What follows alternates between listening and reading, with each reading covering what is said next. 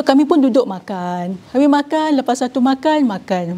Tapi kami tengok kiri kanan, kenapa semua tetamu yang datang tu dah makan tapi tak bangun-bangun lagi kan.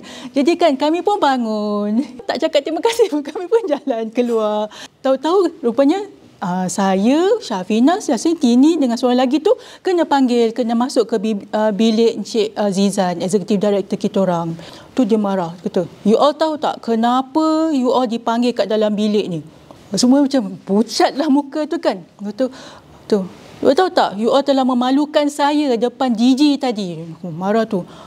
Lain kali kalau DG tak bangun dulu, you all jangan lagi keluar, jangan beredar. Dia cakap macam tu.